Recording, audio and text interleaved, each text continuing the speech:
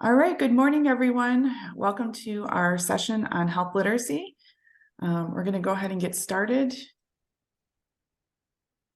So before we do intros and everything, we're just going to pause on this slide. And if you're in the audience, if you don't mind, we would very greatly appreciate if you could do our pre-session evaluation. Brittany, did you put the link in the chat? Yep, the link is in the chat now. Awesome, thank you. So you can either scan this QR code or use the link, and then we'll be back after that to resume recording. Okay, so we're back. We're going to go ahead and get started.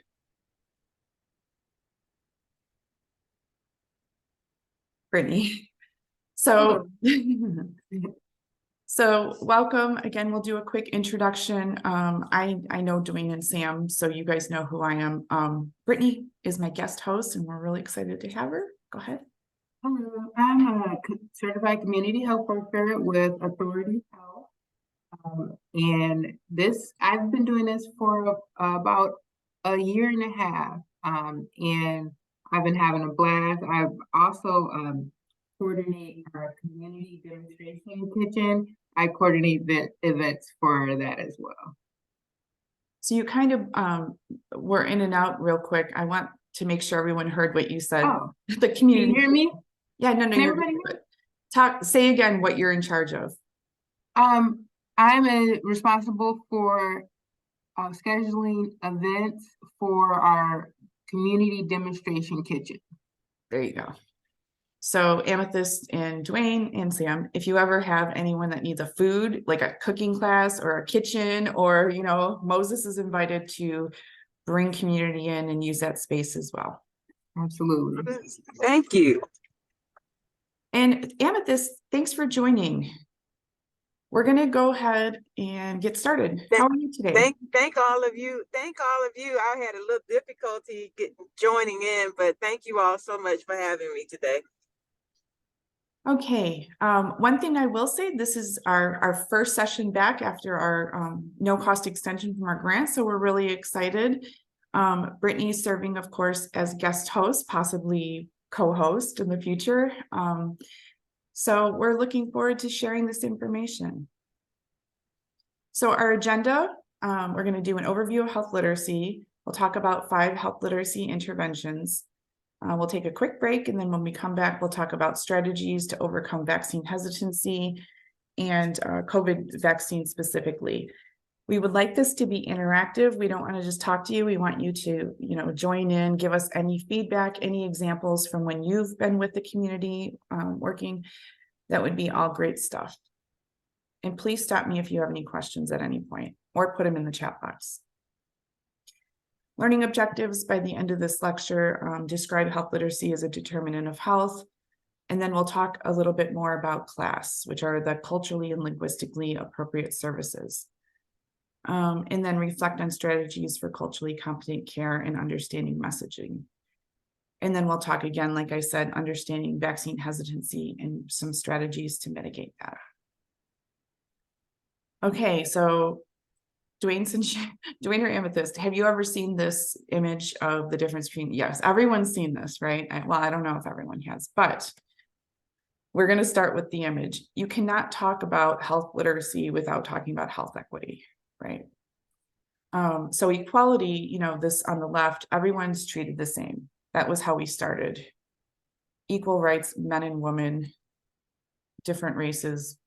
That didn't get, I shouldn't say it like that, but so we moved on to equity. We understand that not everyone getting the same is the answer. Equity is really treating everyone fair and impartially to get the desired outcome. And health equity, right? That's all the stuff that we're working on. Everyone has a fair and just opportunity to attain the highest level of health. So we talk about equity, but then we're going to take it a step further and talk a little bit about justice. So again, you see the boxes, but here in this third image, you see that the cause of the inequity was removed. So now everyone can see the game. And that's what we talk about when we talk about social justice is, redesigning systems so that there's equity and removing the inequity that's been there for many, many, many, many years. Okay. I love The Giving Tree. I think this is the best book. But this is another example, just to show you inequality again. Inequality, unequal access to opportunities. So, this side of the tree doesn't have any apples. And then equality with a question mark, right? Because, okay, we give them both ladders, but still his side, he can't, get on the apples. Equity is giving people tools, right? The tools to access health, health literacy, all the things that go along with that. And then justice, again, just another example of what justice could look like is, fixing the system as a whole to offer equal access so that we don't need to necessarily even think about equity at that point, because everyone would be getting what they need. Okay, so just a brief review of equity, social determinants of health. We are all, I believe, on this call familiar with social determinants. These are the things that impact health that aren't necessarily the clinical care, right, that you get in the doctor's office. So anything from, having income to having a safe environment to walk in, access to education, access to nutritious foods. And I think community and social context, of course, the neighborhoods that you live in, but here we see the healthcare system. And this is really where we're going to touch on today. What can we do as providers or as providers of care to make sure that we're reducing social determinants? So that's kind of the context of what we're going to do this lecture, and we'll go ahead and get started with disparities. All right, so with health disparities, the CDC defines health disparities as preventable differences in the burden of disease, injury, violence, or opportunities to achieve optimal health that are experienced by socially disadvantaged populations. And these exist because of health inequities and factors like social determinants of health and systems designed with structural racism. All right. Now, who has heard of redlining?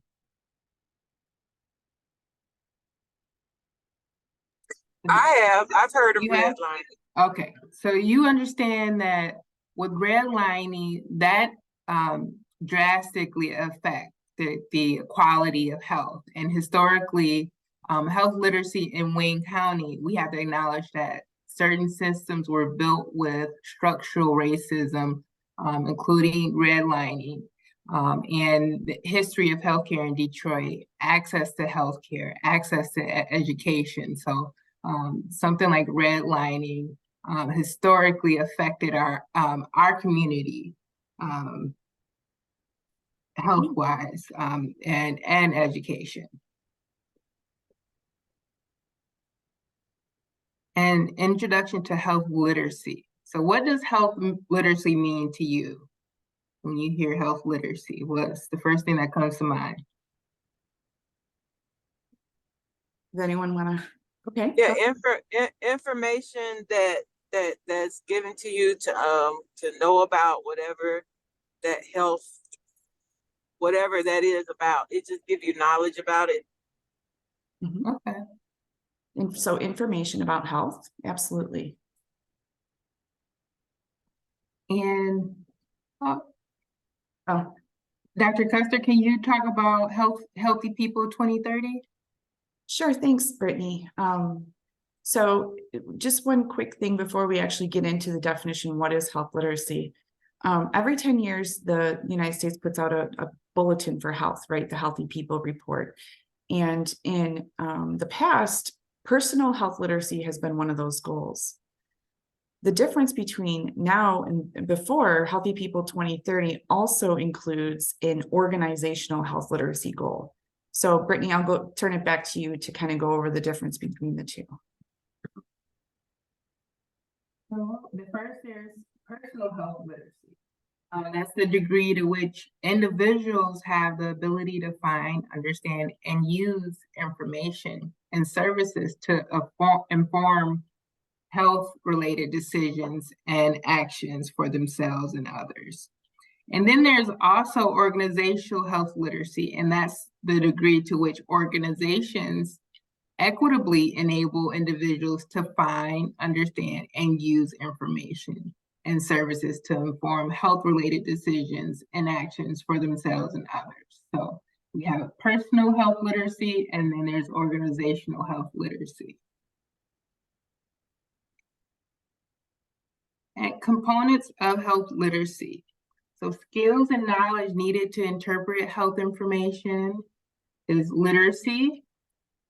You need to be able to be proficient in reading, writing, basic math, speech, and comprehension skills.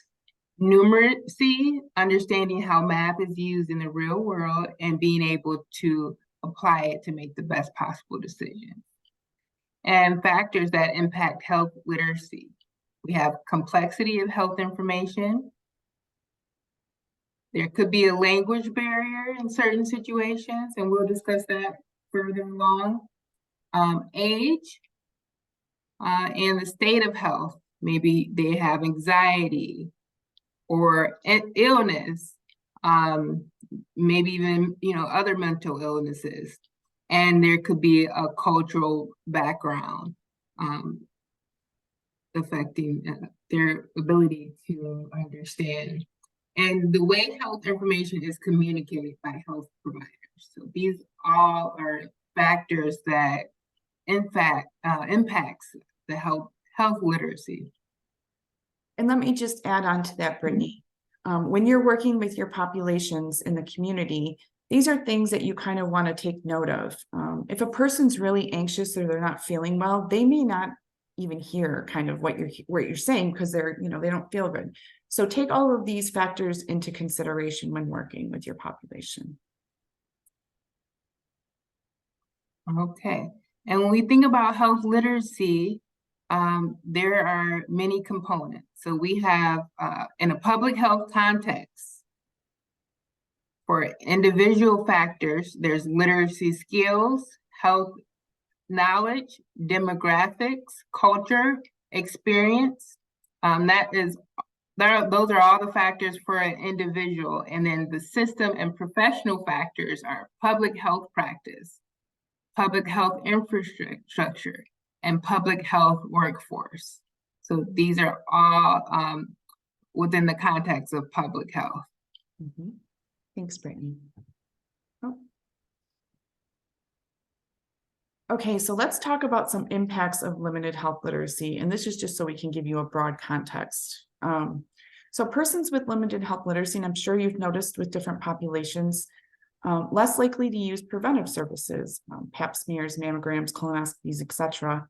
You have to have a certain amount of understanding of why these things are important, right, to prevent disease. People may be less likely to effectively manage their chronic disease. Again, you have to have some knowledge of health to be able to effectively manage that, including reading prescription labels, knowing how to take your medications, etc. They may be more likely to have poor medication adherence, and for the same reasons that I just kind of talked about. Higher rates of hospitalization and use of the ER as a primary care, higher mortality rates, reporting a sense of shame about their health literacy level. I think this is very important to understand, and we'll talk about this in a few slides. And then, of course, all of these are associated with higher healthcare costs and expenditures, and we're in the United States with the most expensive healthcare system. So, if we can improve our health literacy in our community members, as well as how we present information, maybe we can, get people to engage more with preventive care, and that can lower the healthcare costs. Just a few impacts of limited health literacy on a community level. So perhaps the community as a whole has a lower health literacy level. There may be missed opportunities for services such as vaccines, all these health fairs that we do. Lack of preparation for emergencies. Again, this is severe weather, evacuation, not so much vaccination. Missed warnings regarding environmental health and safety, contaminated water, of course, contaminated food when we have the food breakouts. So these are some of the impacts with limited health literacy. Let's take a turn and talk a little bit about health literacy and literacy. So Brittany had brought up literacy as one of the factors or components, right? So in the United States, the average reading level of adults is the 8th to 9th grade. The problem is most health education materials are written at a 10th grade level or higher. So there's a comprehension issue right there. So the best, I put that in quote because that is what it was in quote. So the best reading level for materials to create materials or provide materials is at the 5th and 6th grade level. If you're creating a flyer or anything on your own, you can check like a readability scale. Usually when you do like the spell check or the editor review, it will show you at the end what reading level the document is. All right, red flags. So you may not see these in the community, but you may see them more in the clinic. Well, you might see them in the community, but things like missing appointments, incomplete form filling out, non-compliance with medication, unable to give a coherent sequential history, ask fewer questions. So ask fewer questions is a huge red flag. When you're talking with one of your community members or patients, they may not want to reveal that they don't understand what they're saying, right? So they may be the person that just kind of nods with the conversation. You know, the provider's talking, yes. Do you have any questions? No. That can be a red flag. Kind of about this, it kind of goes along with reporting a sense of shame about their health literacy level or literacy level. It's hard. People feel this guilt and shame when it was the systematic inequities that created that situation in the first place. So just keep an eye out for that kind of behavior. Any of these are really red flags. All right, we're going to get into using a universal precautions approach. I know you're all off camera, but who knows about bloodborne pathogens in medicine? Yeah, I had to take training in bloodborne pathogens. Yep, that doesn't surprise me. I am at this. So you guys know, well, you may not know, but the universal precaution approach with bloodborne pathogens is what? That we treat all blood and body fluids as if they might have HIV, right? Or hepatitis, or any type of infectious disease that you can get. So we treat everything the same. It doesn't matter who the person is. If there's blood, you're going to put gloves on. You're going to use your PPE, right? So the universal precaution for health literacy is the same kind of situation where, you know, you can't tell someone's level of health literacy or just by looking at them, what their education is, how they're dressed, what their job is. Even, you know, people that have doctorates might not know about health, and that's okay. So you can't assume. So we use a universal precaution and we just assume everyone has a limited health literacy level. And that really forces us to take on how do we communicate? Are we, you know, presenting information in a way that people can understand? So the goal of using that universal precaution approach is really to simplify the way that we present information, make the healthcare system easier to navigate, and support our patients' efforts. My last thing, the more we normalize, the less we stigmatize. So, you know, we just do it on everyone. It's the way it is. This shaking your head.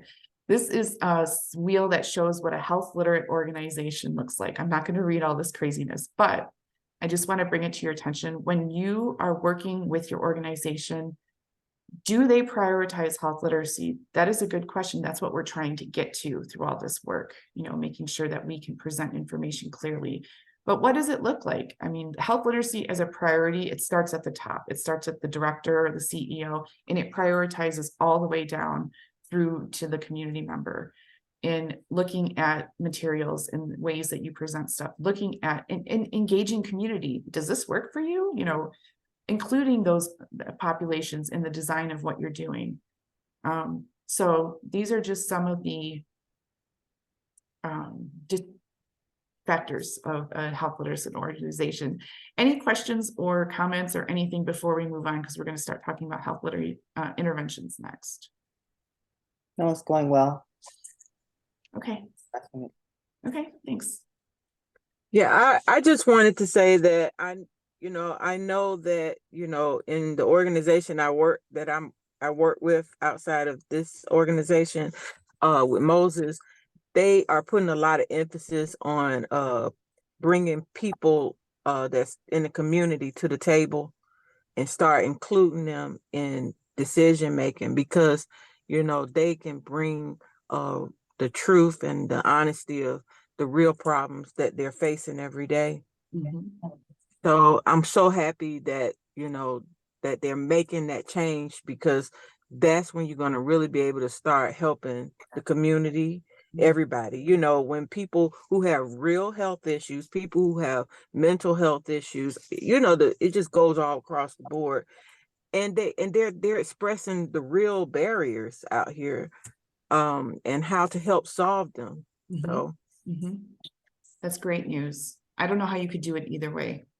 I mm-mm. think it's very important that we're recognizing that. I used to train residents. I said, you can't come up with an idea and just try to pop it in a community. You can't do that. You have to bring everyone together. You have to get buy-in from your stakeholders. And the most important stakeholder is the person you're serving, right? So it's so important to have that input. Absolutely. Trina, do you have anything? No, I totally agree with what you just said. Yeah. But that's a mindset change, right? That's where we're going. Yeah. Okay. Oh.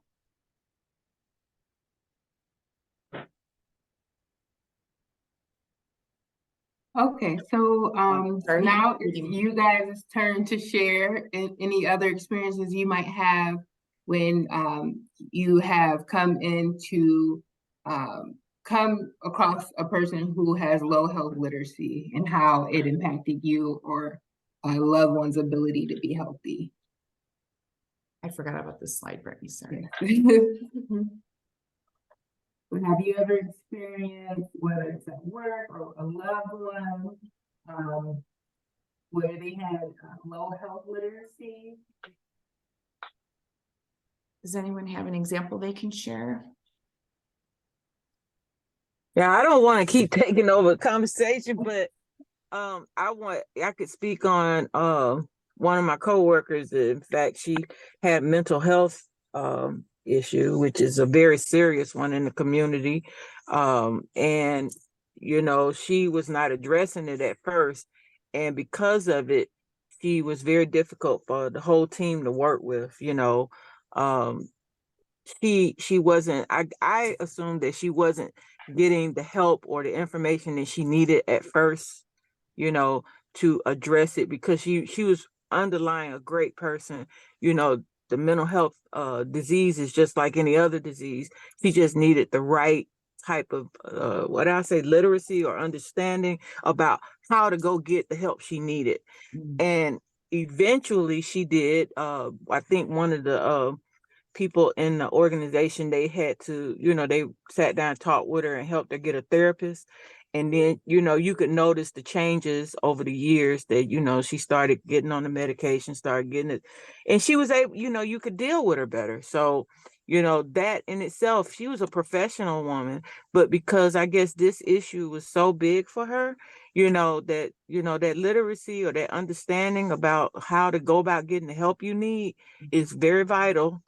Because she could have lost her job, or she could have been been a statistic out here and hurt everybody in the company. It could have went all kind of ways, but she did get the help. So I know that literacy and knowledge about helping people and knowing how to help them find their way, it's like a maze. When you're going through a problem, everything becomes a maze to you. You get confused, So you need to have it, like you said, basic, to where a child can understand it, because that's how it's like your mind reverts back to almost that, so. Well, thank you for sharing. That was a great example. Thank you so much.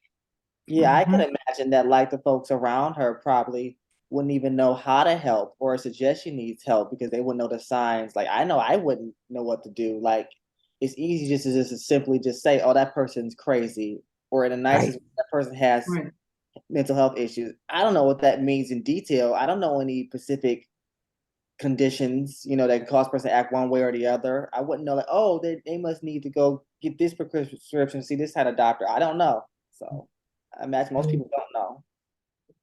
Do you Mhm. know whether she was able to overcome it anyway, or what was the? No, I still work with her now, Mhm. but she handles it very well. I know she's on medication, and as a matter of fact, she's dealing with it. She told me she sees a therapist regularly, and she works with people who have mental health issues. So she's handling it very well, and has gotten control of it. But like I said at the beginning, she did not know how to control it herself, and the right support helped her and guide her to what she needed.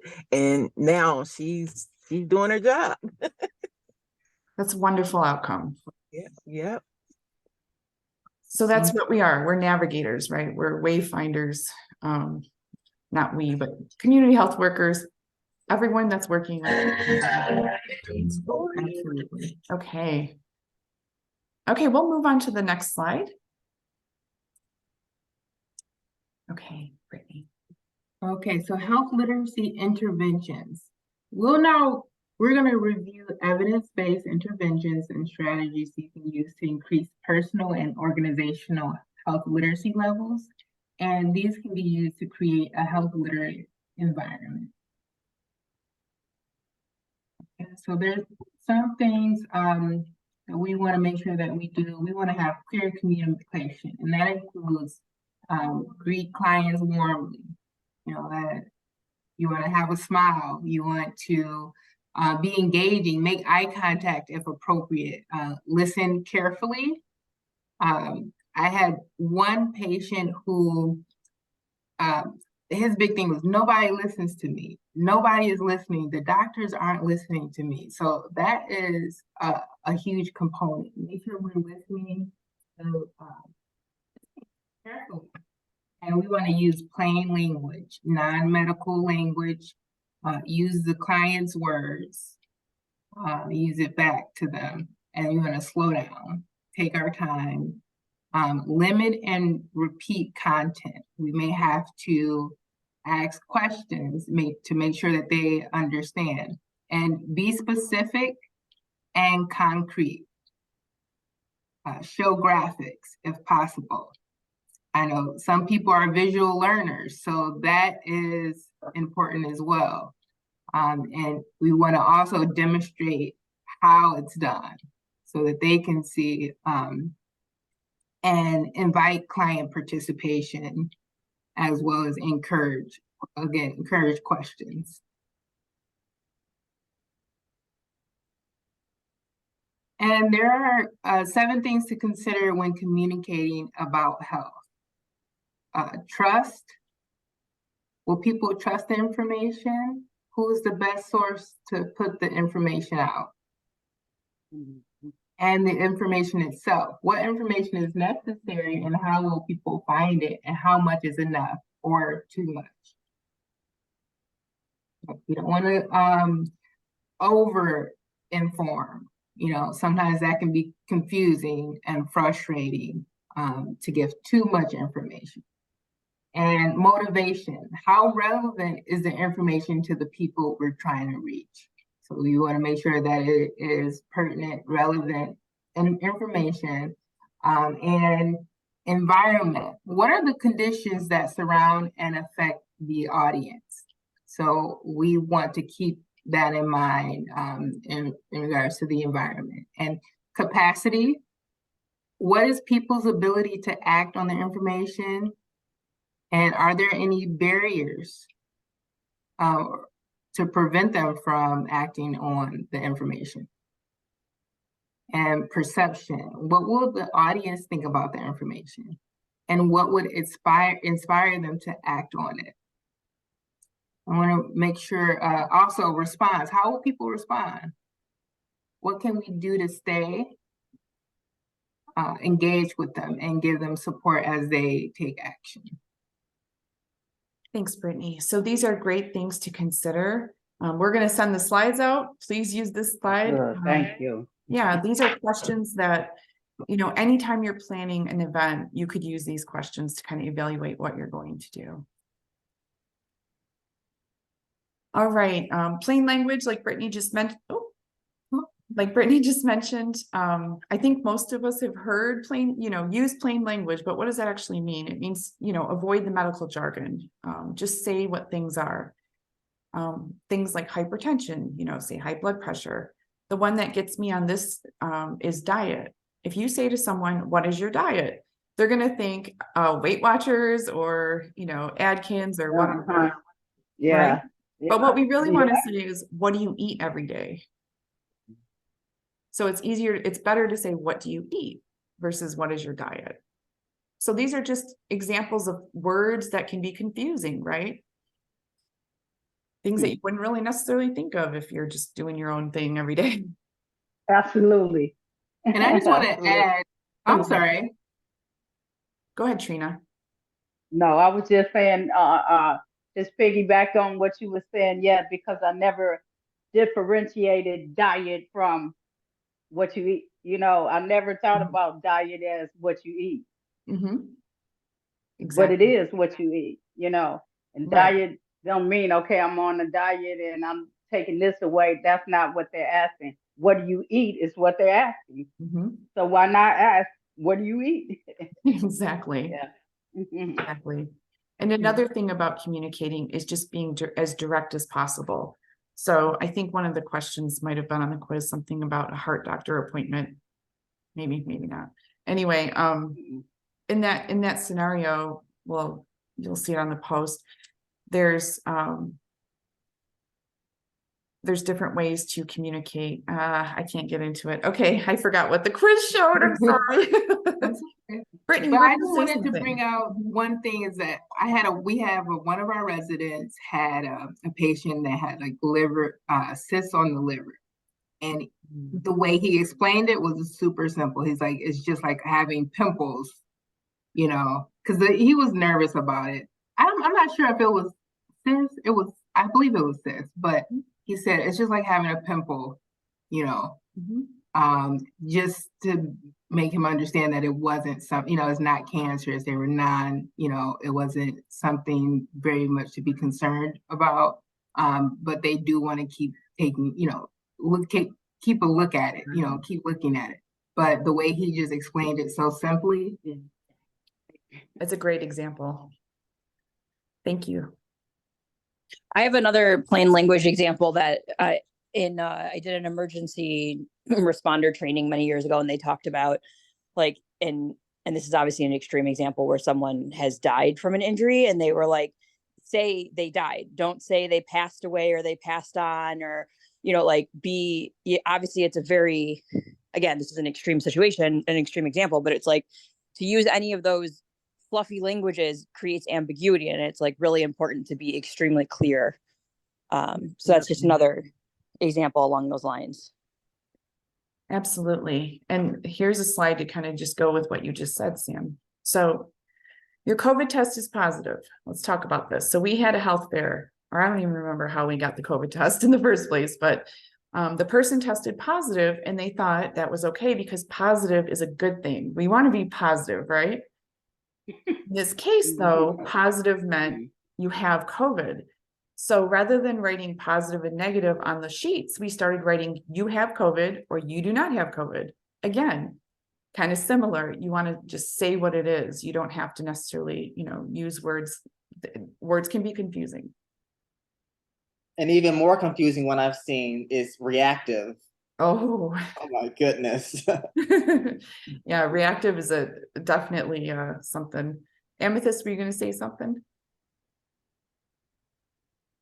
No, I'm 100% in agreement with that. What you just said about that. Yeah. You got to be clear, right? Yes. Okay, so the strategy number one that we are asking you guys to use, and this is again stuff that you're probably already using, but is clear communication. So clear communication, time and time again, has been shown to improve health literacy. It improves everything. I mean, it really does. Okay, so let's move on to our second strategy. And our second strategy is using effective health education materials.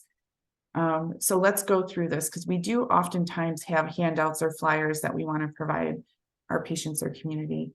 So some tips, again, back to that readability, making sure the materials are easy to read and understand and aim for that 5th to 6th level. We'll go through some sources to get information in a few slides. The purpose of the material is clear. Like Brittany said, information overload is real. So, you don't want to pound people with irrelevant information. Use common everyday language, avoid that medical jargon. We talked about that a second ago. Materials where it's broken up into chunks, right? Either there's pictures or it's just easier to read because it's not all words, right? So all words, not so good. If the material identifies an action item, that's a good thing. We want people to understand the message and the action from the message. Visual aids are really important. And of course, be aware of confusing numbers. I don't know why, but with the community, you may not want to put statistics and stuff like that. It just might be confusing. So now we're going to have some fun. So what we're going to do next is I'm going to show you a bunch of different materials that are specific to COVID-19. And I'm going to ask you guys to take a look and give your feedback. So the first slide, and I apologize if you're on your phone, it's going to be kind of hard. Mm-hmm. But these are 3 flyers that were put out for vaccinating children. The one on the left, well, my left, is MDHHS. The one in the middle is Authority Health, and the one on the right is the CDC. So when you look at these 3 flyers, as a parent, if you are, or if not, which one do you think would be the most effective and why? And there's no right or wrong answer here.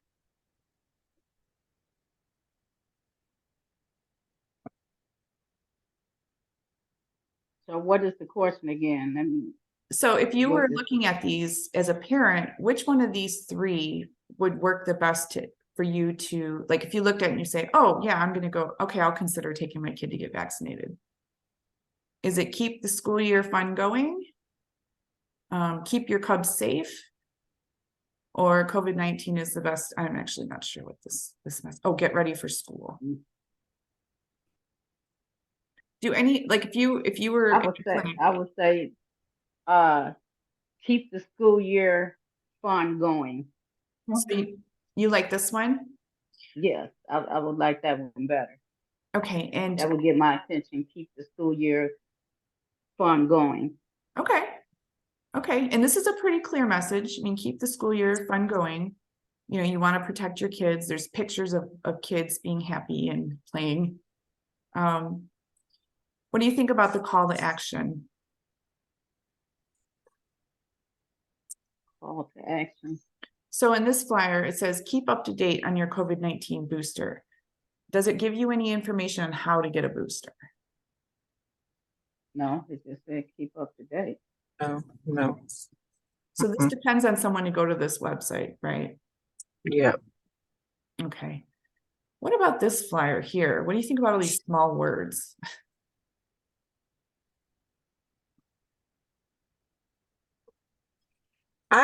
I mean, I believe that the CDC one it just makes you just look at the paper and want to just throw it in the garbage.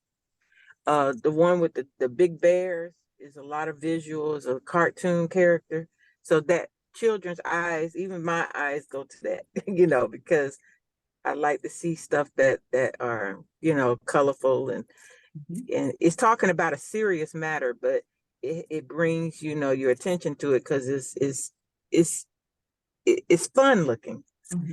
I like the other one with the band-aids on it, talking about the school year, because it's more effective for like older kids, because they'll probably go with that color with the band-aids and all of that because of the fact that, of how it's set up. They wouldn't look at the teddy bears like that, but all of them are instrumental, but you can see that they all deal with different levels of how people want to receive messages, but that last one, that CDC one, it's just like every other flyer that goes out here. People throw it in the trash. They don't want to see that. So things with graphics on it, though, it kind of excites us. Even if you're an adult, you like to see something with some color and some design or something. And it's straight to the point, like you said, Amethyst, especially the one in the middle. Like, even if you are an adult and maybe the bears and still teddy bears don't get you. You clearly straight as day, while I have to invest so much mental energy into reading it, you see, oh, it's for vaccines. It's for how old, and that's where it is. That's phone number, great, you know. Right. Communication. While the left one, I actually like the left, my favorite one, but that's more like you said, like a poster that be in a middle school or a high school all year round. Yeah. But not like come for information, you know. But yeah. Right. Yeah. Yeah. That's all great feedback. So you guys can kind of see where we're going. Okay. Here is, I don't know why this is my least favorite flyer. So this MDHHS came up with this pretty soon after the vaccines were first released. Remember at the end of 2020, when everyone thought there was a lot of controversy around the quickness of the vaccine being produced, or the speed. So what do you think? Would this impact your population? Scientists have taken, you know, decades of research, clinical development, diverse volunteers. In this picture, would this change any one of your population, the people that you work with? Do you think this would be effective, or do you think this wouldn't work so well? I know the people that I, you know, patients that I work with would not be effective. And, you know, as you mentioned earlier, that, you know, Dr. Custer, as you mentioned earlier, it's a reading level is 8th grade to 9th grade, and this is possibly well over 10th grade, if not collegiate type of reading level. So absolutely. So I think everyone has decided we don't like this one. no. Okay, so the next three I'm going to go through and kind of just point out a few things. This was the MDHHS when the new bivalent booster last year or whenever it came out. This one is interesting because there's different asterisks. So anytime you have read the fine print, people should not have to read the fine print. The message should be clear enough that there isn't multiple asterisks. So that's kind of my point. There may be a lot of asterisks around the dosing, but in the flyer itself, we don't need all of that, right? We just need to know where we can get our booster. Right. Does that make sense? Oh, yeah.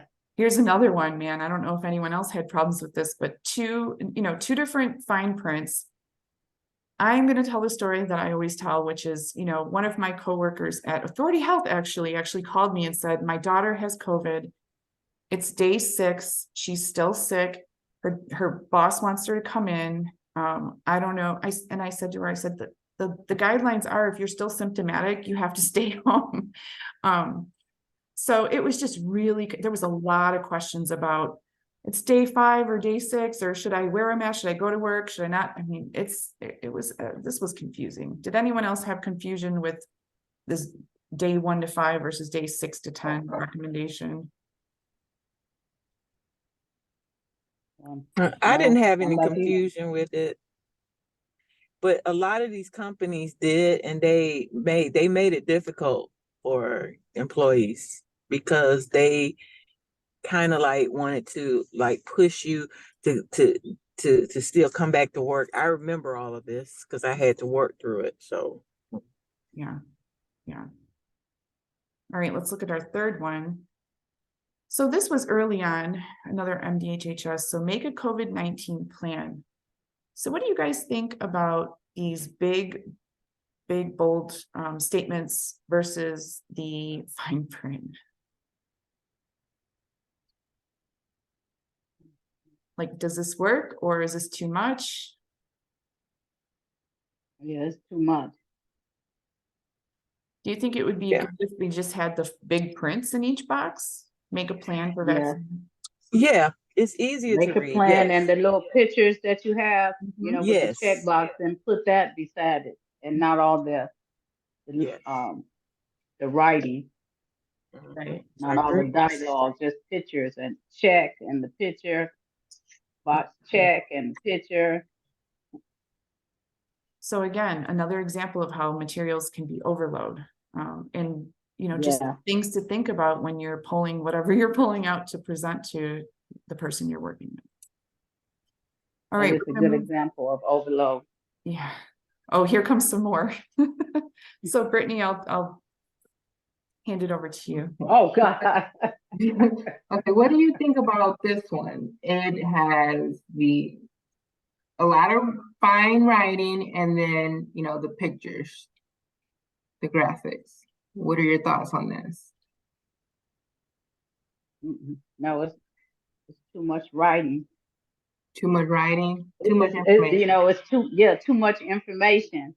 Too much information under each category is too much information. Mhm. Yeah, Yes, the it is. pictures You are couldn't nice. Look at that and you would have to read everything. You just couldn't look at it and assume something.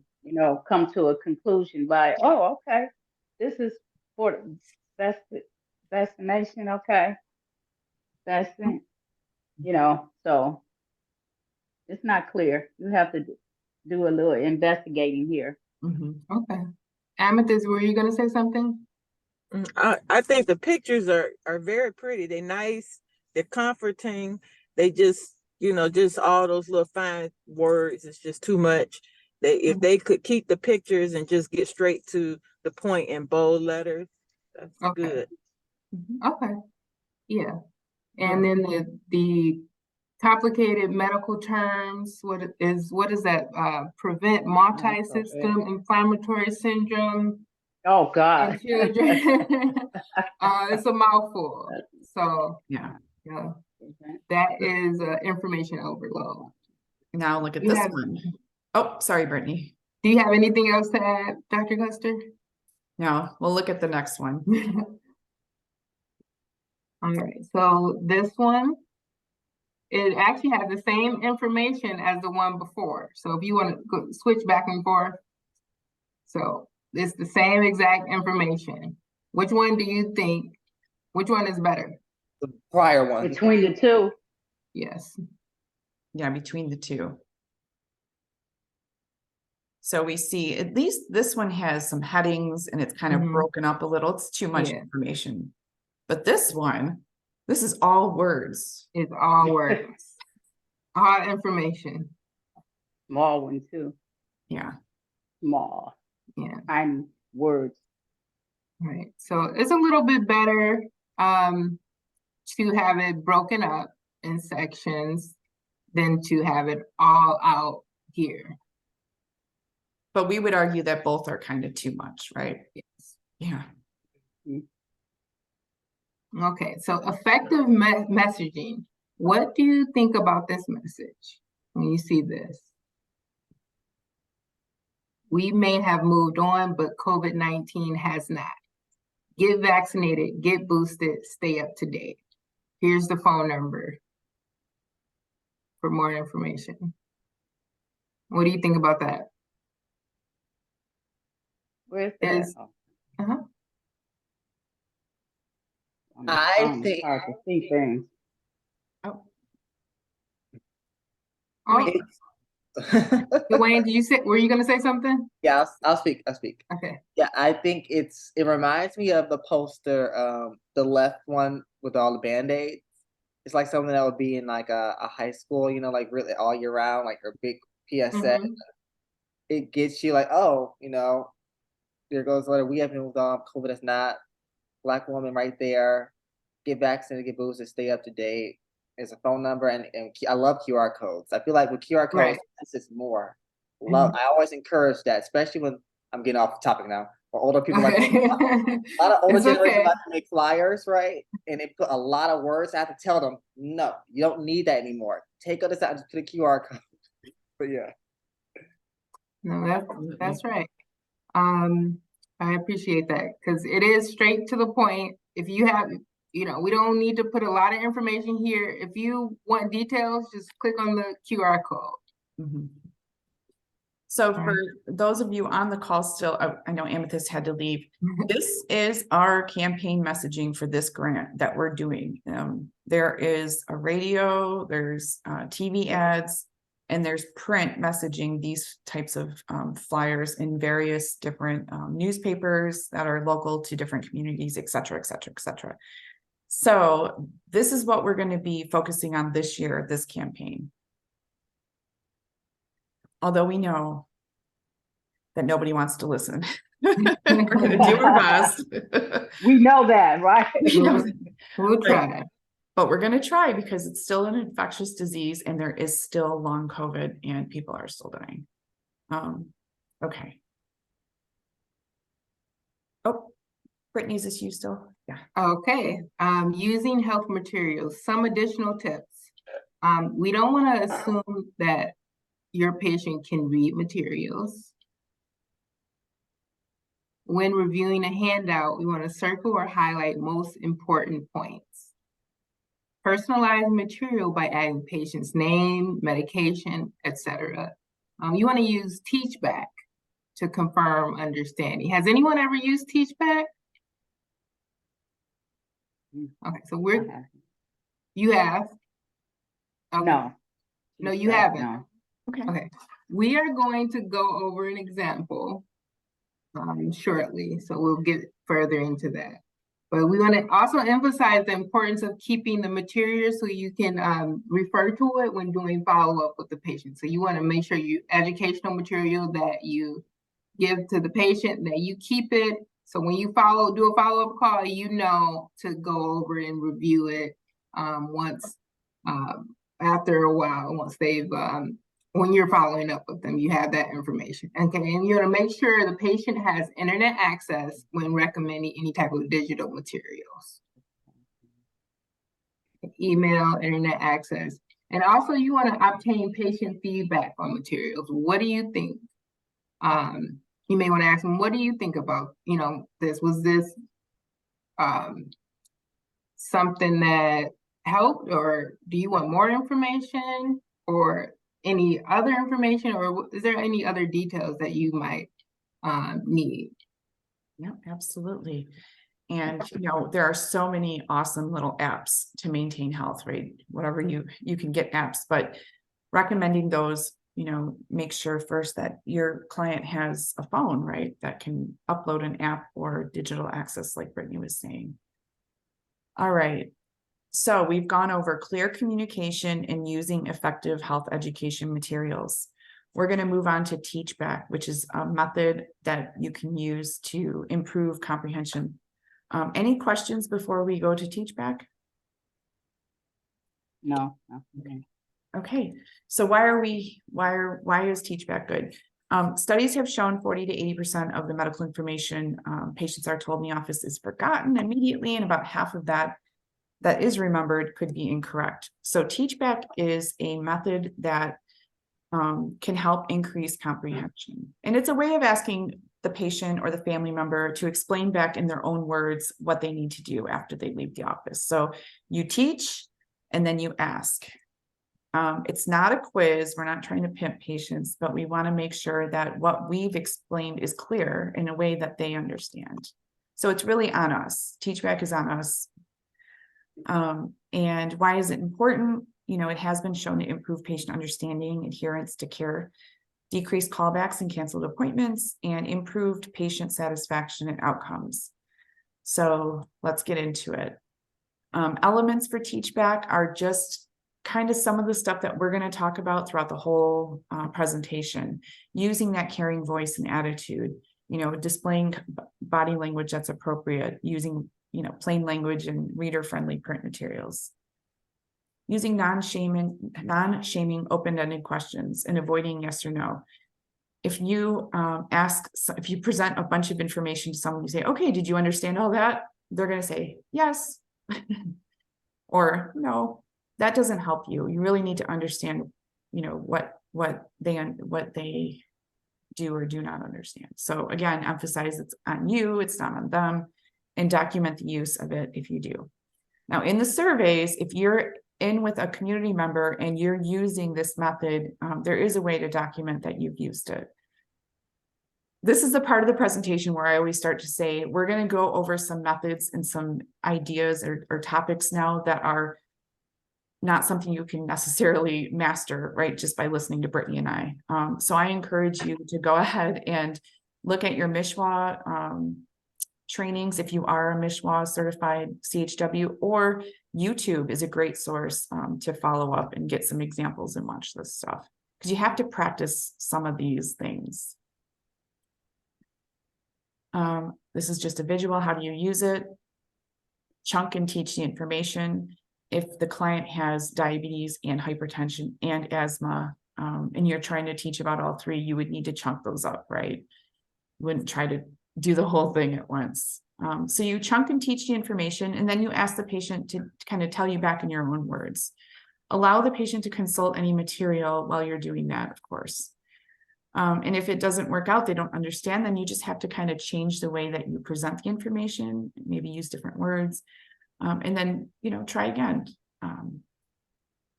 So what we're going to do is we're going to do 2 examples for teach back. The first one is basically like a traditional poor communication example of not using teach back.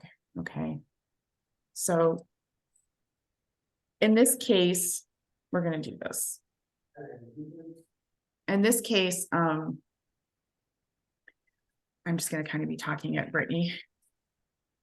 Okay, so Okay. let's start with an example that does not use the teach back method. So we're gonna do a little example skit where this is not a teach back method. Okay. I'm the provider. Mrs. Reed, you have COVID. I'm prescribing Paxlovid, the antiviral medication authorized by the FDA to prevent severe COVID symptoms in people at higher risk. Paxlovid has 2 antiviral medications in it, 300 milligrams of nirmatrelvir and 100 milligrams of ritonavir. They exert antiviral efficacy by inhibiting a necessary protease in the viral replication procedure. You'll need to take each dose twice daily for 5 days. You also need to use barrier protection when having intercourse for the remainder of your oral contraceptive pack. Some of the serious side effects of Paxlovid include allergic reaction. You may have angioedema, mouth of tongue, skin rash, hives, blistering of skin, trouble swallowing, breathing, liver damage also. So look out for hepatomegaly, jaundice, or pruritus. Okay, do you have any questions about this? No. Okay, I'll see you back in 2 weeks for a recheck. I hope you feel better soon. Okay, so you can tell that was ridiculous. It was bordering. Absolutely. Borderline ridiculous. Are you talking to a doctor or a patient? I don't even. Yeah. Are you talking to a scientist? I mean, seriously, a Yes. scientist? A scientist, yeah. To me, it sounded like you were talking to someone that wasn't going to like respond. It was more like talking at them, you know. Exactly. Exactly, yeah. It wasn't like you got them to repeat back. Because something I know from canvassing, especially when it's electoral canvassing, you want folks to like make sure they have a voting plan together. You ask at the end of the conversation, so how are you going to vote? Where are you going to go? Who's your ride? You know, what polling spot you're going to go to? Like, get them to say it back to you, you know. So Yeah. you can get that here. Okay, so now we're going to do the health literacy version, and the next 3 slides are going to serve as a handout. So imagine that I'm sitting with Brittany and showing her this handout. All right, Ms. Reed, as you know, your COPD and diabetes puts you at higher risk for developing severe COVID-19 symptoms. I'm going to prescribe you the antiviral medication called Paxlovid. So this is what a dose of Paxlovid looks like. There's 2 pink pills and 1 white pill in each pack. And you have to take all 3 together 2 times a day for 5 days. So in the morning and in the evening. These are some general instructions. I've highlighted the most important things, such as swallowing the tablets whole. So make sure that you follow these instructions and avoid taking any of these medications. Okay. And here's some side effects. Liver is the big thing. So if your skin or eyes start to turn yellow or really itchy skin, please call the office as soon as possible. There's some other side effects. They are common. And if they do happen, they will go away within 3 to 4 days. All right. So to make sure that I explained everything correctly, can you please tell me how you're please tell me how you're going to take Paxlovid and what you're going to look out for. So how are you going to take it and what are you going to look out for? Okay, so I'm going to take it twice a day for 5 days. And I want to look out for any side effects. What you said there could be So the biggest side Okay. effect, yes, the biggest side effect is involving your liver. So the Yes. signs of the liver stuff. so it could be like yellowing of the eyes or skin, right? Yep, exactly. So if that starts to happen, give us a call. Okay. Okay, so that was a very simplified kind of format, but do you see the difference between using a teach back and not using teach back?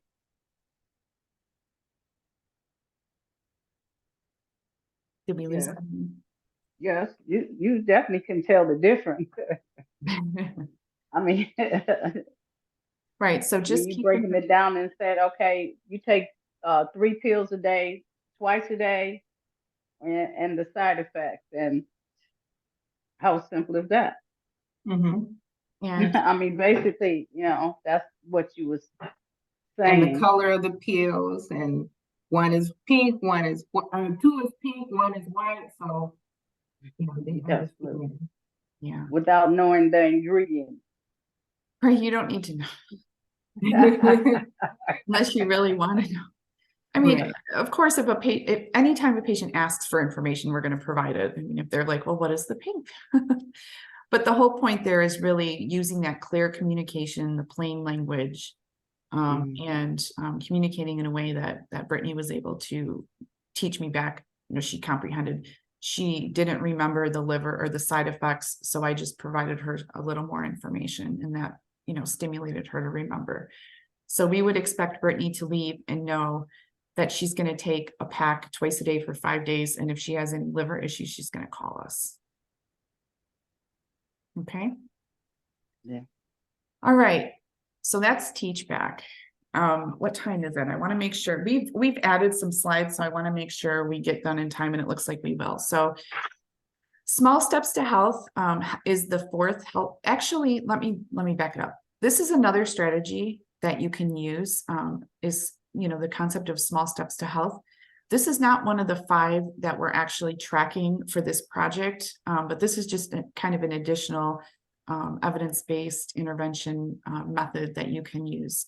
So Small Steps to Health was actually a project that Authority Health was doing with Libraries Without Borders in Narden Park. And we had a laundromat that we were planning on doing this campaign in. Unfortunately, with COVID, it didn't necessarily work out all the way, but that's okay. They were able to use it in Puerto Rico. So the whole campaign, the purpose was when we talk to our patients or clients in the community or in the office, we would like to make recommendations, right? So if you're overweight, you need to exercise. You need to exercise 150 minutes a week. That's technically what the American Cardiology, whatever says, Heart Association. But it can be really hard for people to take that and translate it into an actionable item that they can do, right? So Small Steps to Health was just things that you can do to improve. The 5 that we were working on was diabetes, hypertension, high blood pressure, nutrition, so eating healthy, activity, and mental health and stress reduction. And that we had prepared posters and flyers and all that. And it was, 5 simple things that you can do. So when we talk about small step behavior change, and that's kind of what we're bringing together here, we just want to make sure that we set goals with patients that they can attain, that they're like, yes, I can do that. One example, for example, like I just said, 150 minutes of exercise a week. If you write that in the chart, I will be upset. But anyway, you talk to your patient and find out what they can do. Okay. Can you do a YouTube video in the kitchen with your grandkids, a dance video? You can. Okay. Let's see if you can do that. Maybe you're not mobile. Have you ever tried chair aerobics?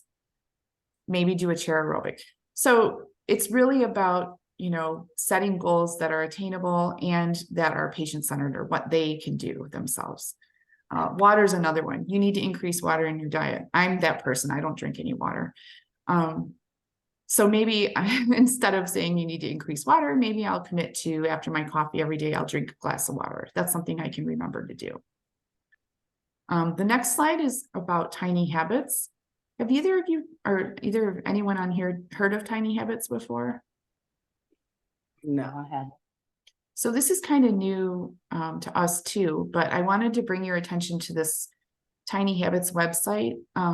So after this session, you can go ahead and look further into it, but it's a really cool thing. It's basically, you know, you specify a very specific behavior, you make it tiny, you find out where it fits, and then you nurture it. So if it's increasing water in your diet, you could do an example like I just said, you know, after each cup of coffee, I'm going to drink a whole thing of water.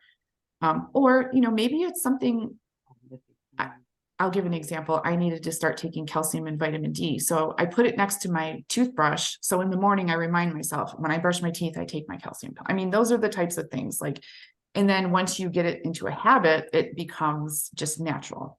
So look into tiny habits. Any comments or thoughts about setting small step behavior goals with people you're working with? Oh, that sounds good. Yeah. Sounds really good. You know, because most people say, I don't have time to exercise, or I can't, I'm not able to move like that. Just take tiny steps. Just do sit in the chair. Yeah. Take deep breaths, do yoga in the chair. Move your leg. Lift one up, or yeah, that's good. Yeah, I like that. Mm-hmm. I probably recommend this. I like to show them on their like phone or device or something. Like, here you can set a timer or a little alarm. It says, "Oh, it's time to do this," a reminder. So That's a great suggestion. Those phone reminders are good. In the past, the presenter would, I was presenting with Maya Campbell, who was a CHW, and she would share the story of her weight loss journey, where every night when she watched Law and Order, which was her favorite show, she would step in place. So it was a full hour of walking in place. And at the time, it might not have felt like much, but you know, she had a massive improvement in her health after losing weight. Oh, Atomic Habits. Okay, exactly. So that's small step behavior change. Now we're going to get to the meat and potatoes of the session. We'll talk about this. Brittany? All right, so health literacy strategy 5. Let's consider language and culture. Now, Wayne County has a mixture of populations with different languages and cultural beliefs. Let's begin with a review of class. Class standards. Cultural and linguistically appropriate services. This is a framework to deliver healthcare services and also respectful and responsive to patients' cultural health beliefs, preferences, and communication needs. It also promotes health equity and reduces disparity. Mm-hmm. Okay, the class themes, principal standard, and governance, leadership, and workforce. Communication and language, and engagement, continuous improvement, and accountability. And here are some strategies to implement class. Now, these are language-related strategies. You can access language preferences and language assistance needs. Use acceptable language assistance services. We do not want to use any that would be considered unacceptable. And we want to plan for interpreter services in advance and provide written materials in patients' preferred languages. And culture-related strategies is to respectfully ask patients about their health beliefs and customs. And we want to avoid stereotyping based on religious or cultural background. We don't want to assume certain things just because someone has one religious or cultural background. And we want to acknowledge and address any implicit bias. Language translation services do's and don'ts. We do want to use bilingual clinicians or staff members whose proficiency has been confirmed. So if we have any staff members who speak the language of the patient, we want to use those members. And also we want to staff who are trained as interpreters. We can also utilize them for translation services, and on-site trained medical interpreters and telephone or video medical interpreter services as well. Now, what we don't want to do is use clinicians or staff who are not trained and or certified as medical interpreters. The patient's family and friends, this poses a problem with patient privacy.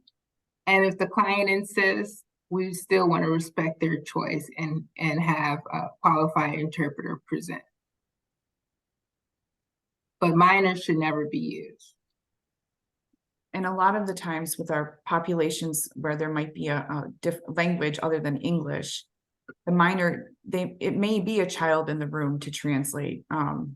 It's unfortunate, but if it does happen, the same thing with family and friends, we have to respect the choice of the person we serve. Absolutely. That's the key right there. If you are able to bring in another person to interpret, that would be great. But just respecting what they to do. Thanks, Brittany. So this is the Care Guides. This is careguides.med.umich at the bottom here. They did a lot of work in putting effort in putting together this site. So it offers plain language, easy to understand materials on basically almost every single disease and condition. This is not what it's limited to. This is just one page that I pulled. But the nice thing is they're all different languages. They even have like prep in different languages, which I thought was pretty cool. Some of the stuff that they have on this site is just it's already from other organizations, but it's at that 5th to 6th grade reading level. And some of them they put together themselves. So just take a look if you're interested. MDHS originally put out these flyers for different languages for the COVID vaccine. And here's our ad. So again, part of this grant is this messaging campaign. And so these are the different, and they all say the same, obviously, but these are the different flyers in different languages that are available. All right, we're going to move on to cultural competency. I think we'll make it. All right, so what is cultural competency? We know that religion, culture, beliefs, ethnic customs can influence how patients understand health and how they take care of the health and make decisions. Not everyone here we're not all the same, we're just so different, right? We have to acknowledge that. Cultural competence relies on the principles of trust, right? Respect for diversity, equity, fairness, and justice. So again, this is part of the health equity work that we're working on. And really, it's a set of attitudes, behaviors, and policies that allow people to work effectively in cross-cultural situations. So let's talk a little bit more specifically. Different cultures can impact how people engage with health, right? So sometimes some cultures believe just talking about a poor health outcome could cause it to happen, so they don't want to talk about it. Health customs, some cultures, it could be a family member, an elder that plays a large role in the healthcare decision making.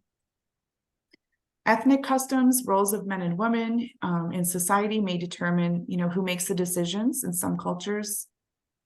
Religious beliefs can make an impact, potentially.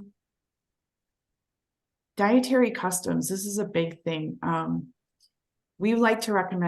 Brittany likes to recommend healthy eating in her kitchen. But we have to think about the culture of the person that we're serving, right? We can't just say, oh, you need to eat this. We need to consider, what are they accustomed to cooking? And is there a gap in understanding how to cook the food that we're recommending? Or more appropriately, can we figure out the food that they're used to eating that's healthy for them? So it's really about, changing the way you cook and understanding that. And again, interpersonal customs, eye contact or physical touch may or may not be appropriate depending on the culture that you're working with. If you have any questions, just kind of interrupt me. We're doing a lot of work about implicit bias. And really, we all have some unconscious or sometimes conscious bias. We all grow up in different families and different networks and different systems, and we develop our worldview based on that. So implicit bias is understanding that your own beliefs, values, customs, and understanding that your own beliefs and customs can make you understand others more appropriately. And I did not say that right, but basically, being cognizant of how you are and what you believe will help you be more effective in understanding and respectful of others. Remember, your life experience is a point of reference to compare and learn from others. It's not better necessarily. And it really is our job to reflect on our own lives and make sure that we don't have any unconscious or conscious bias that impacts our level of empathy or manner of communication. Okay. This is a huge topic. This is another topic, like I said at the beginning, where, I would definitely look further into more information on training if any of this is new to you. Trina? Yes. Were you going to say something? No. Okay. The implicit bias test from Harvard is down here. It's an interesting kind of concept. I would recommend doing it. It's kind of interesting to see if it detects any bias. So let's talk about patient-centered awareness. So what do? We remember that race, ethnicity, gender, spirituality, and other issues play a role in how people perceive healthcare.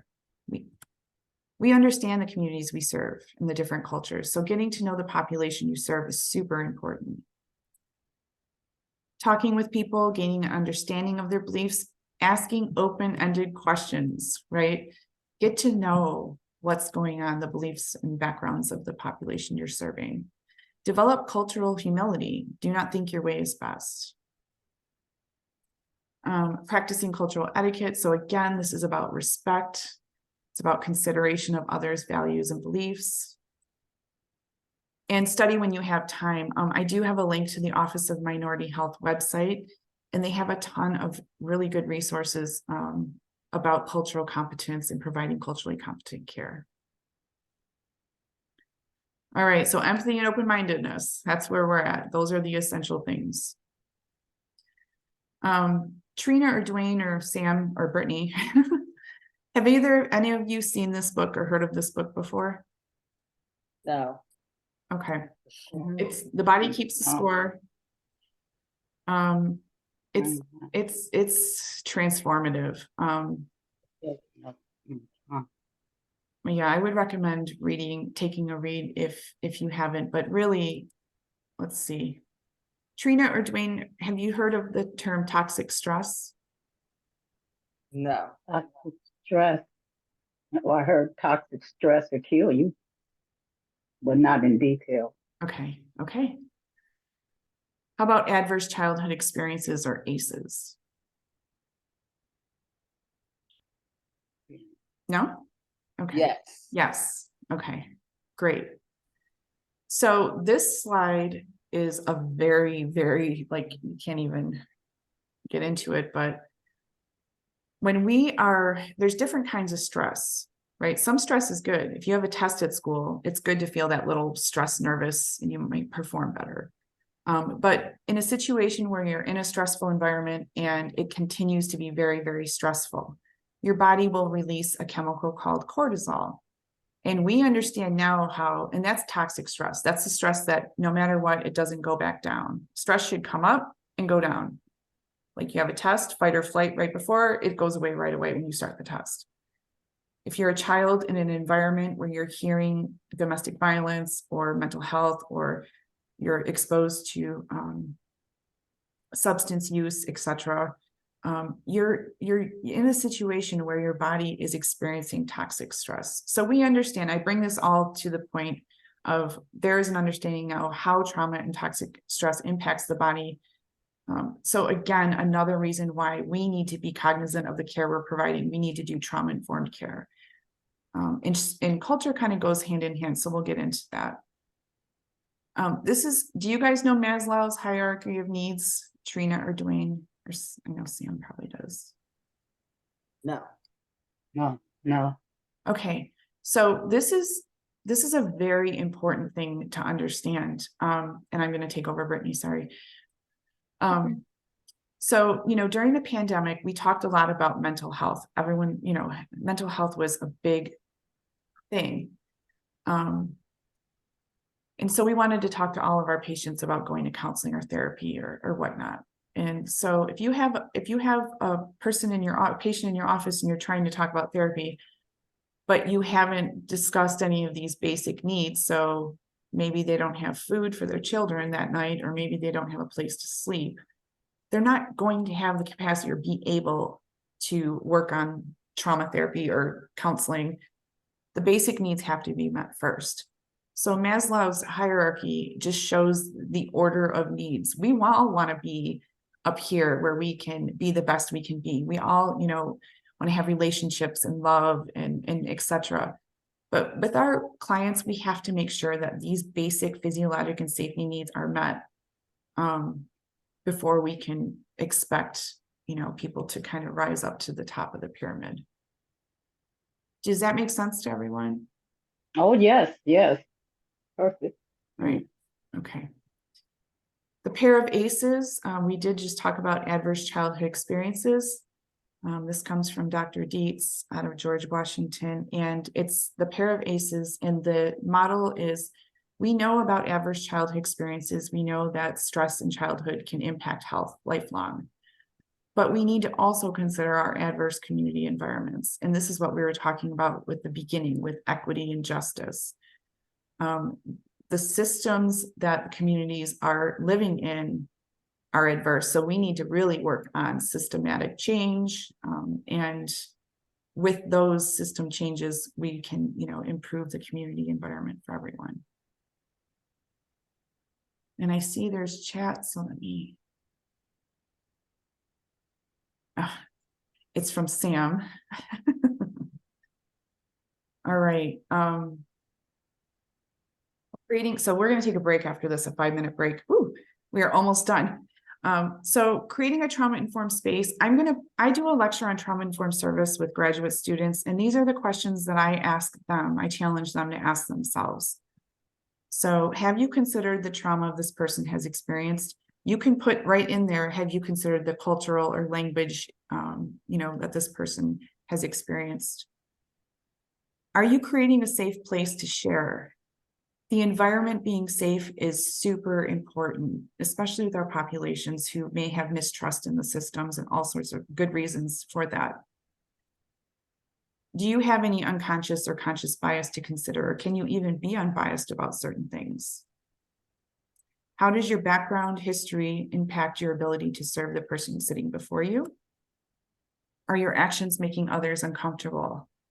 As humans that are highly trained, I think we tend to want to fix everything. So if someone's in a state where, we keep trying to fix and fix, they might not be comfortable. Are the words you're using respectful and culturally appropriate? Very important. And are you listening actively, or are you just talking or listening to talk, right? So these are all different things to consider when you're working with your clients and your populations in the community.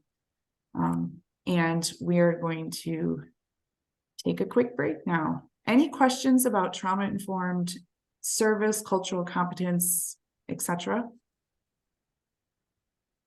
No. Okay. Now it's 10:30 and we still have to get through motivational interviewing.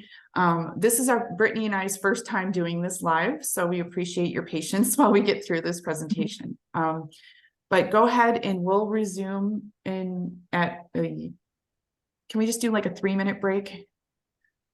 We'll come back in 3 minutes. How about that? 10:36. All right.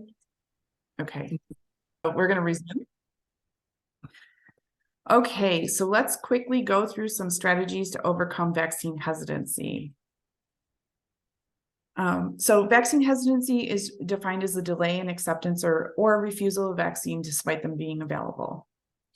So what are the causes of vaccine hesitancy? These are things that we've talked about throughout this lecture. Healthcare, socioeconomic inequality and inequities.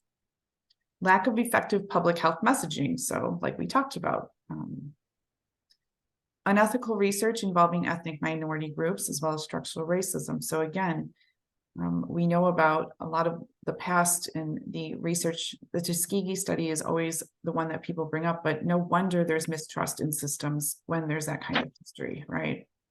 Absolutely. Social disadvantages, like we talked about, lower levels of education and access to high quality information. Disinformation, conspiracy theories.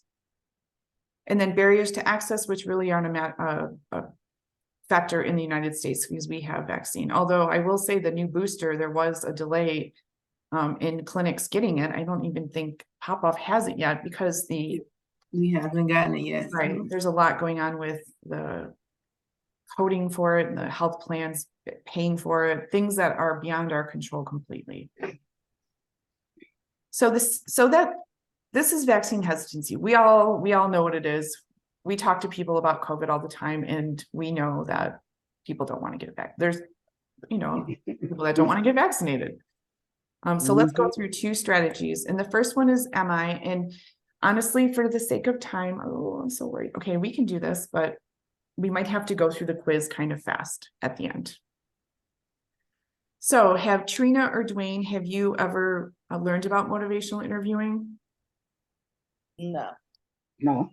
Okay, this is definitely something that I recommend you follow up and do more trainings on because it's a beast, but it's a really, really good method that's very effective.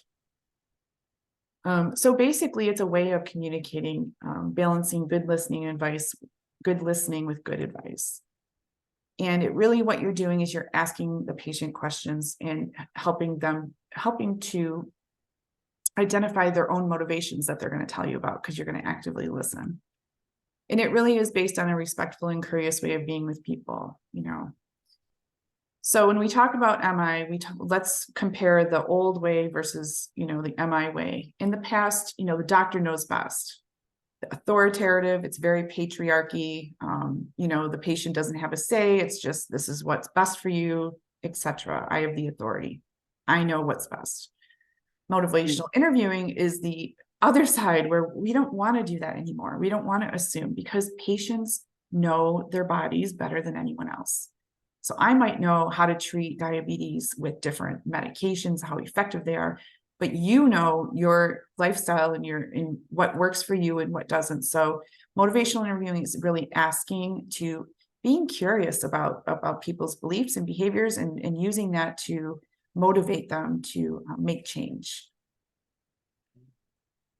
So ORS is a model that is used. It stands for open-ended questions.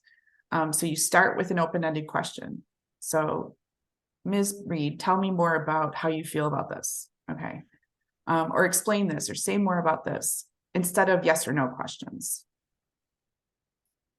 And then affirmation. So you want to recognize and reinforce the successes that that the patient might share with you. So, they're going through something. You might say, it takes a lot of strength to go through that. So just affirming that they are experiencing what they are. Reflections, again, reflections are mirroring what they say. So it's just kind of repeating back what the patient has told you. So you might say, well, it sounds like, or what I hear you saying, or make sure I'm hearing you correctly. It sounds like da da da. So reflecting is just, that shows the patient that you're actively listening, and that makes a big difference. And then the summarized part of it is where, you kind of put it together. So this is what I hear you saying. You feel, you're a little hesitant about the COVID-19 vaccine, but you really want to spend time with your grandchildren and understand that you can do that with the vaccine. So, I mean, you're going to bring out motivation, their own motivation to make the change that you're looking to see. Specifically around COVID, start with open-ended questions. Do not assume vaccine acceptance. So again, we don't assume anything. We just say, what do you think about this? You have to be empathetic and acknowledge what the patient's saying without judging. It's really important not to judge. Avoid criticizing the patient's information sources. This is important. Sometimes people might get information from people they trust. You know, it could be a leader in the community or even a family member. So we don't want to judge or criticize. We just want to provide factual information. Showing your awareness as a status of your status as a messenger. We'll talk about, you know, using trusted messengers. And then link that vaccine acceptance to the hopes and goals. So again, showing them how, you know, oh, you want to spend time with your grandchildren. This is a way that we can get you there. Okay, so we do have an example and we're going to do that. And then we're going to do the quiz and then we'll wrap up. So what we're going to do real quickly is Brittany and I are going to read through 2 examples, just like before. The first one is traditional method. So I'm the boss, I know everything. She's the patient, she knows nothing. And then the second one is going to be more motivational interviewing. So let's go through the first one real quick. Right. Okay, Brittany, it's important to immunize your child. If you're not, you're putting him in danger. Do you know there's still cases of measles in the US? This disease can be very dangerous. And what about meningitis? It could be fatal, you know. You should update your child's vaccinations as he's already late according to schedule. Let's do that now at this appointment.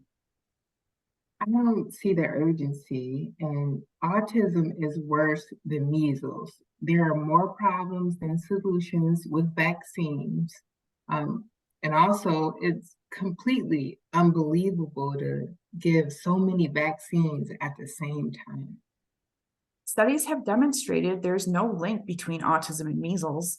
The vaccine's safe, I assure you. You should be aware of the information you're finding on the internet. Giving several vaccines is fine. It's safe. There's no associated pain. I think we should do that today. You know, well, I've heard other things and not just the internet. You know, I do my research, I read a lot, and vaccination is not really mandatory. I can do what I want to do. Oh, sure, you're right. It's not mandatory. But if you don't, you're putting him and other children who cannot receive vaccines in danger. The risk of disease is much worse than the risk of the vaccine. If I'm taking the time to talk to you about this, it's because it's very important. You know, it's easy for you to say, you know, but what if he does get autism? I'm worried of the risk. And if I give him this, you know, this vaccination, then it's a risk that he might get autism. But you don't seem to be worried about the health of my child. You just want to push vaccines. I am concerned about your child. I'm worried that they can get diseases that can be prevented by vaccines. You know, I just think we're on a different page. We don't understand each other, and I'm done talking about this. Okay, so you can see I was very kind of a little bit forceful in telling her that she is wrong by finding information on the internet. Not a good approach. Excuse me. Okay, so now we're going to do it with the motivational interviewing approach, which, as a reminder, begins with an open-ended question, and you'll see how we kind of go through it. So, Ms. Reed, what do you think about the advantages of vaccination? Well, I know the vaccines protect children against diseases that we don't get anymore. My child received all his first vaccines, but I'm worried that the measles vaccine could possibly cause autism and other vaccines I don't really care so much about, but it's the measles vaccine I'm hesitant about. Okay, so as you said, vaccines have reduced diseases in such an important way, they're now much less frequent. It's why you vaccinated your child when he was a baby, right? If I Right. understood you correctly, with the exception of the measles vaccine, other vaccines seem safe to you. Yeah, I know it's a good thing to prevent those infections, but it's just that measles vaccine. I'm so conflicted. You know, I've done my research, I've read articles and a lot of books, And so many people are worried about that link between measles, vaccine, and autism. Okay, so you find it's important to protect your child against diseases when the vaccines are safe, but you're worried about the measles and what you've heard about autism. I see that you've done a lot of research on this subject. If you want, I could give you some additional information on the studies about autism and measles. Sure, I would love to read more. I want to know exactly what happened with this study. In fact, you're right. There was a study that, I would never use the word hypothesis. A study had hypothesized a link between the measles vaccine and autism. But this study was fake and the author lost his medical license. More than 500 additional studies have been done around the world and have demonstrated no link between measles and autism. The frequency of autism is the same in a vaccinated group of children and an unvaccinated. So what do you think? Well, so I'm not crazy to be worried about that. Of course not. You're totally right. All right, well, thank you for taking the time to help me understand my concerns. I think it's a bit clearer for me now. Okay.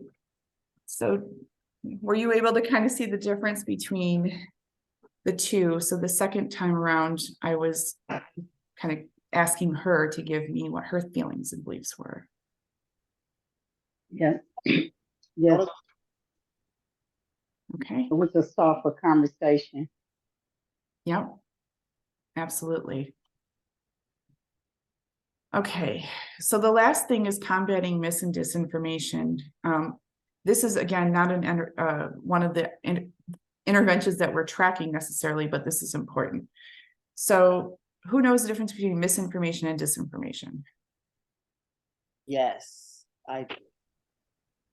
So go ahead, sorry. Information is incorrect that the person that's telling or spreading believes to be true, but disinformation is information that's created on purpose to misinform people. Like sent out to cause confusion on purpose, and then typically people spreading it know it's not true, or it's not the whole picture. Absolutely. So there's two types of information that is being shared. Unfortunately, disinformation is, people like to influence outcomes, and that's what happens. We'll talk a quick bit about social media, factual information, and using trusted messengers. Okay. So this is the social media landscape for 2022. I'm only showing this slide to show you these are all different places where people can get information. So it's no wonder that there could be mis and disinformation. There's just a lot of different sources. Again, like we said before, providing factual, easy to understand information is the best way to combat this. Don't judge, don't argue, just give factual information. And make sure you use credible sources to demonstrate the facts. In the past, people have said, well, what happens if the person you're talking to doesn't believe the sources are credible, right? Like the FDA, for example. That's a whole nother situation. Using trusted messengers, community champions, people who are known, who work for the neighborhood and the people, faith-based leaders, sometimes celebrities even. So using people that are recognized by the community and are trusted. So for factual information, we're going to do a quick quiz and then we're going to wrap it up. So here's the first question. What is the recommended COVID vaccine regimen for people 6 to 64 at low risk for severe disease? So does anyone have any idea? Is it 2 doses with Omicron BA.4? Is it 1 dose? Is it 2 doses of this XBB 8 weeks apart?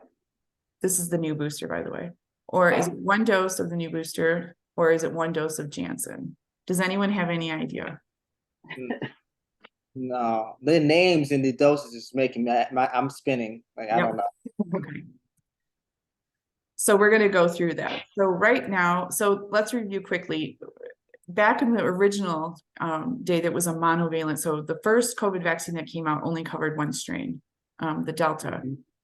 and 1 to 3 doses was recommended. Then they had the booster that came out, which was for Omicron, BA4 and BA5. And that was the booster that we all got a while ago. And 1 dose was also recommended as a booster. These are the new vaccines that are here. We have the Pfizer and we have the Moderna. They are both mRNA. They are both formulated to protect against the XBB.1.5 subvariant. I know, right? And they also protect against these subvariants. So this virus is mutating and this is what it's mutated into. So we are protecting against those. The CDC recommends everyone receive a booster. A lot of people feel that COVID is pretty mild now. So, they don't need to get boosted or get vaccinated because they won't, potentially get sick. However, like my daughter got this booster, she's 21 and she said, Mom, I don't want long COVID. Nobody can predict if they're going to have those symptoms. And I'm not taking that chance. So, it's really up to the person. Any questions about this? I'll give you the slides so you don't have to think about it. All right. So in March, people 18 and over had what risk level of death? Let me make sure. Yes, we're talking about death. Okay, so compared to people that weren't vaccinated, did vaccination people have any decreased risk of death? Was it 5.3 times, 1.2, 11.4, or was it the same risk of death? Okay, it was 5.3. And so here's some information. This is, of course, this ended in April, but you can see the black line is unvaccinated and the blue is the original vaccine, and here's the Omicron booster. So it really did reduce the risk of death. It also reduces the risk of contracting COVID. And, of course, in the beginning, it was a lot of people were sick in the beginning and contracted. It was really catchy. Everyone was getting it, but now you can see that it's less virulent. So less people are getting the disease. All right, the last question. I need to change these, I think, Brittany.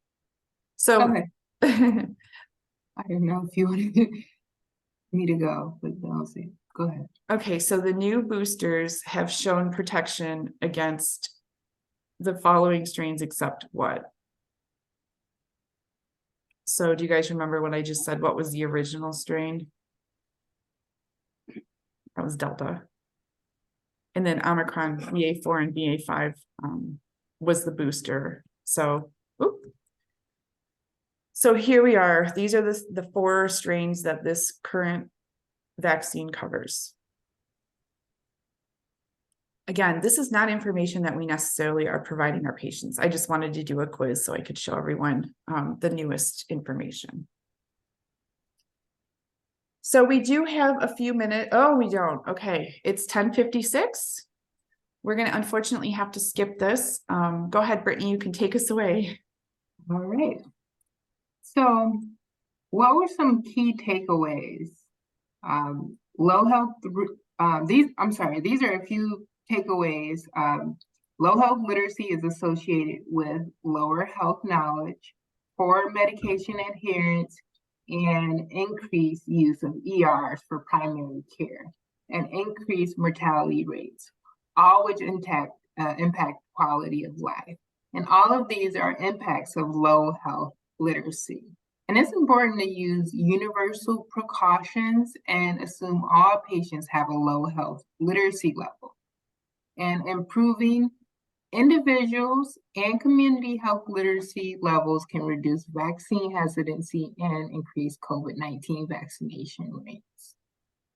And the recommended grade level for written material is 5th to 6th grade.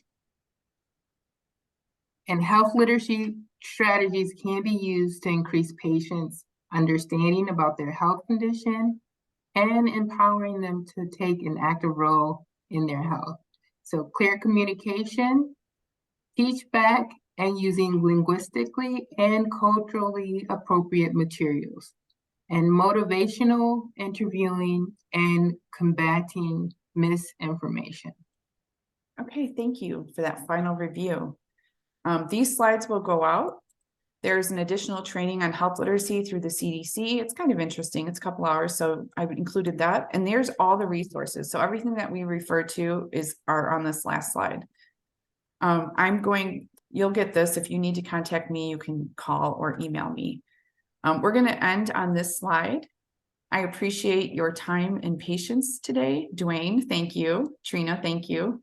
Sam. Thank you. If you can, we'd appreciate you doing the post-session feedback survey.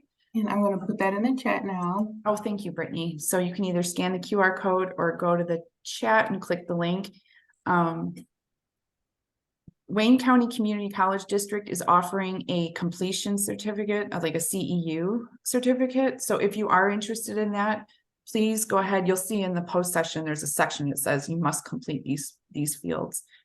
They actually register you as a patient in their continuing education department. So they do need like your full name and your date of birth and whatnot. You'll see it on the post-session. So we have a minute or so left. Does anyone have any? We're definitely going to have to cut down some of this session, which we will. Any questions, comments? Yeah. You go ahead, Trina.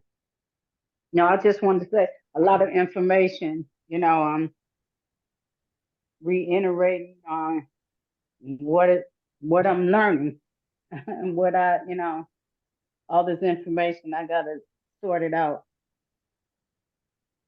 Yeah, we'll gladly take the slides. Like it would be nice to have the slides to review them too. Some portions of it I know that I would need to see again. Absolutely. So I'll be sending an email out with the slides as well as the link to the recording. So if you want to share it, you can. Thank you. Thank you. You're welcome.